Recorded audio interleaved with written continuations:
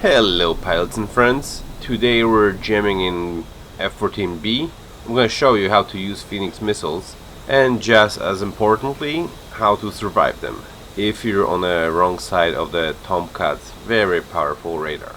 Now just so you know, Phoenix missiles in War Thunder is very watered down compared to real life. Back in the day, fired from high altitude at high speed, the real thing had a range of about 100 nautical miles. That's 185 kilometers. The biggest map in War Thunder is only 131 kilometers, if I remember correctly.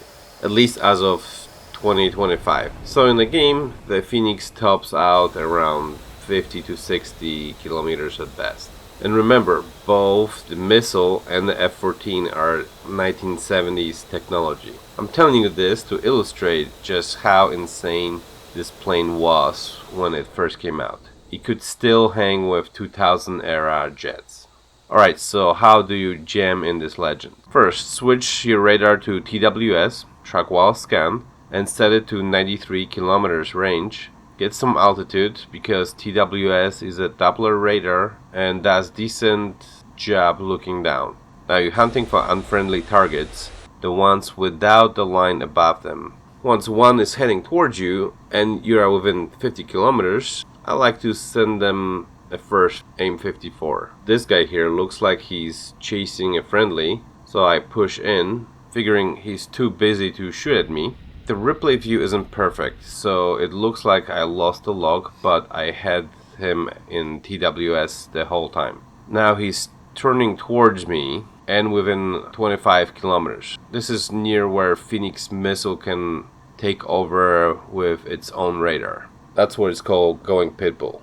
I sent another one, which is especially nasty because it's coming in hot with its own lock. Then I go cold because there are mirages in the area and I don't want a Magic 2 in my afterburner. Thank you very much. Chaff and flare. Chaff makes it a bit harder for the radar to hold the lock, even if only for a second or two. Flare just in case I wander into a MAR. I'm betting he's getting an RWR warning, but since I'm going cold, it probably looks like I'm running. He keeps flying after me and the Phoenix has no problem finding him. The main rule with Phoenix is do not fly straight at Phoenix. That's when it sees you best. You may get away if you scraping the ground and constantly changing speed, but even then it's a gamble.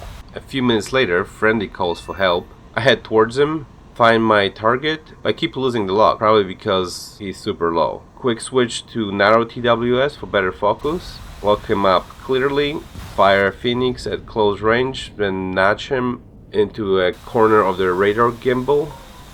So I'm giving the Phoenix extra guidance help.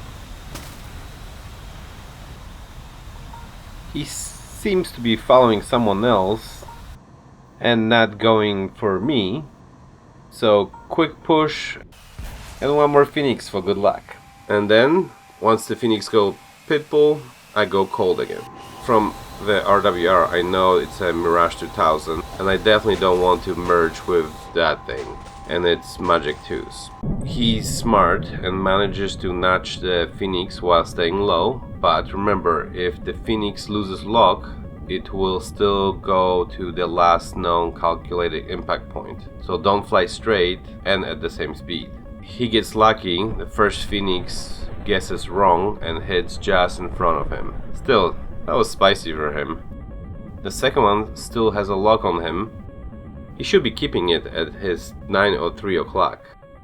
That's the hardest for the AIM-54 to track. And bobbing up and down a bit can help drag it into the ground. He finally goes sideways to it and the Phoenix loses track, but too late. At that speed it smashes into his last known impact point and bang. With the Phoenix big warhead, the shockwave alone takes him out. I think he may have gotten away if he notched it sooner. Now quick reload. Airbag out, flaps down, gear down, flaps down. Reload and refuel please, thank you. Right, crew. And boom, I pick up a ping on the radar while still on the tarmac. Quick scramble, heading straight for the last spot I saw the blip. Got him locked, he's not coming towards me, so I'm betting it's an attack plane or a bomber going after a nearby base. Phoenix away, but he's gripping the ground, so I'm not overly hopeful. He's chaffing, like he should. I'm now close enough for heat seeker, so we go Sidewinder. Phoenix misses, Sidewinder goes for flares. Fine, I'm slipping onto his 6. Oh, he just bumped our base. And I can't believe he didn't drop all his bombs to get lighter, since he knows I'm behind him. Second Sidewinder, and no idea how that missed. Maybe Stalinium has a force field now. I guess it's gun time. Crit hit, and he's still flying mostly straight with all his bombs. I'm like, buddy, drop it so you're lighter and you can do some maneuvering. I finally get him, and then he's close enough to our base where a barrage of missiles just plows him into the desert. Bad day for that dude.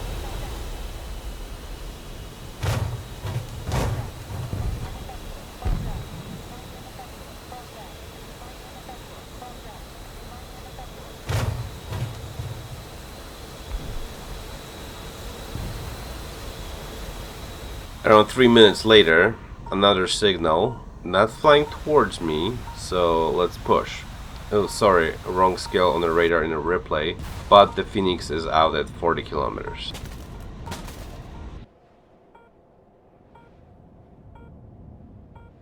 Then another guy shows up, neither is facing me directly, so I keep pushing. Second guy is heading towards me, so he gets an AIM-54 on the way to him. First guy barely dodges, but pulls away from me, so I focus on the guy heading towards me. So he gets another Phoenix for good measure. That second one is 90% certain to hit, so I go cold. I've been playing War Thunder since way before F-14s. And even when I got to jets, I have never been hit by the Phoenix. Just because I respect the MAR, minimal abort range. And will guide them into the ground by notching and diving. More about this in this video. Few seconds later, bam! Bullseye, center mass. Our friend from the base attack gets absolutely shredded. Pro tip, if you're getting an RWR missile warning, maybe don't fly straight into it, unless you want to become a part of desert scenery. A bit later, an air cap zone pops up. Me and one friendly are capping. TWS is great for this. If an enemy wants to cap it too, they have to fly straight towards you, and the pulse dapper will catch them. While I'm doing lazy circles, a contact shows up. He got quite close to us because he was flying through the mountains. Phoenix away, then notching, so I can guide the missile without rushing in. Chaff and flare. Then another Phoenix, slightly offset. At this point, he's so close, those missiles can't miss. He's heading straight for them. So I go cold just in case, and both Phoenixes hit him at the same time. Only the right stabilizer survives. This guy was way off the deck, heading straight at me. No way to miss. Also, we capped the point. Yay! Time to refuel and reload. Air brake out, flaps down, gear down, flaps down. Reload and refuel please, thank you. Right crew. Back on patrol, and here is a perfect example of why notching works. Two targets, one heading for me and one drifting sideways. After a bit, the sideways guy disappears off the radar completely, while the first gets a gift sent to him. The first guy is heading straight for me, like he's on a mission. So once he crosses 25 kilometer mark, here is the second present. Then I go cold again, because I'm not sure where the second guy went. Better safe than splashed. Then 20 seconds later, And surprise, it's our old friend in the Su-39T. This guy just can't catch a break today. The rest of the match goes about the same, with glorious exception. There's this one guy chases me so hard, he literally rips his wings off. That's basically a strategy that you can also see in this video. We are also getting close to 1000 subscribers. Thanks a ton, everybody. Big announcement in the next video. Thanks for watching. Got any questions, comments, drop them below. Check out our aircraft merch if you want to support the channel. And check out our other videos for more tips, chaos and fun. Have an awesome War Thunder day, play for fun, and peace on Earth.